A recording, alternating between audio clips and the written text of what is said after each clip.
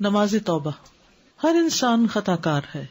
انس رضی اللہ عنہ سے مروی ہے کہ نبی صلی اللہ علیہ وسلم نے فرمایا ہر ابن آدم خطا کار ہے اور بہترین خطا کار وہ ہیں جو بہت توبہ کرنے والے ہیں. اللہ سبحانہ و تعالیٰ بہت توبہ قبول کرنے والا ہے. ان اللہ یغفر الذنوب جميعا انہ هو الغفور الرحیم. سورۃ شورى میں آتا ہے وَهُوَ الَّذِي يَقْبَلُ التَّوْبَةَ عَنْ عِبَادِهِ وَيَعْفُو عَنِ السَّيِّئَاتِ. وہی تو ہے جو اپنے بندوں کی توبہ قبول کرتا ہے اور ان کی برائیوں کو معاف کرتا ہے. گناہوں کی کثرت کے باوجود توبہ قبول کرنے والا ہے. انس بن مالک رضی اللہ عنہ سے مروی ہے، کہتے ہیں کہ میں نے رسول اللہ صلی اللہ علیہ وسلم کو فرماتے ہوئے سنا، اللہ تبارک و تعالی فرماتا ہے، اے ابن آدم، بے شک تو جب تک مجھے پکارے گا اور مجھ سے پر امید رہے گا، جو بھی گناہ تجھ سے ہوں گے میں تجھے بخشتا رہوں گا اور میں کوئی پرواہ نہیں کروں گا. اے ابن آدم، اگر تیرے گناہ آسمان کی بلندیوں تک پہنچ جائیں پھر تو مجھ سے بخشش طلب کرے تو میں پرواہ کیے بغیر تجھے بخش دوں گا اور میں کوئی پرواہ نہیں کروں گا.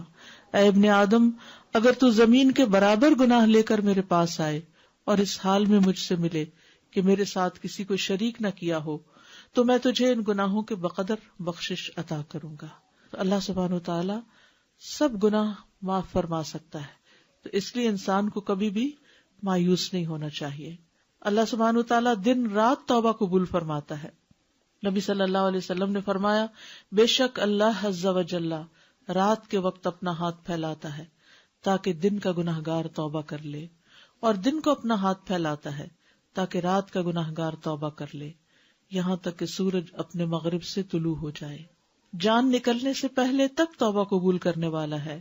ابن عمر کہتے ہیں کہ نبی صلی اللہ علیہ وسلم نے فرمایا، بے شک اللہ بندے کی توبہ اس وقت تک قبول کرتے ہیں جب تک اس کی روح حلق تک نہ پہنچ جائے. تو اس لیے انسان کو کبھی بھی مایوس نہیں ہونا چاہیے. نماز توبہ کی فضیلت. نبی صلی اللہ علیہ وسلم نے فرمایا، جو بندہ بھی کوئی گناہ کر بیٹھے پھر اچھی طرح وضو کر کے کھڑا ہو اور 2 رکعت نماز پڑھے پھر اللہ سے بخشش مانگے تو اللہ اسے بخش دیتا ہے، تاکہ انسان کے دل پر گناہوں کا بوجھ نہ ہو، گلٹ نہ ہو. پھر آپ نے یہ آیت پڑھی، والذین اذا فعلوا فاحشۃ او ظلموا انفسهم ذکروا اللہ فاستغفروا لذنوبهم ومن یغفر الذنوب الا اللہ ولم یصروا علی ما فعلوا وهم یعلمون. ایسے لوگوں سے جب کوئی فحش کام ہو جاتا ہے یا وہ اپنے آپ پر ظلم کر بیٹھتے ہیں تو فوراً انہیں اللہ یاد آ جاتا ہے اور وہ اپنے گناہوں کی معافی مانگتے ہیں، اور اللہ کے سوا اور کون ہے جو گناہ معاف کر سکے، اور وہ جانتے بوجھتے اپنے کیے پر اصرار نہیں کرتے.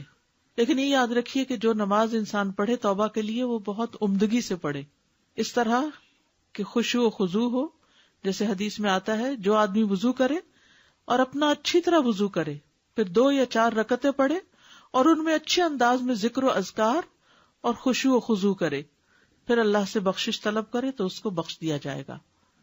تو یہ ضروری ہے کہ وضو بھی اچھا ہو اور نماز بھی توجہ سے پڑھی جائے.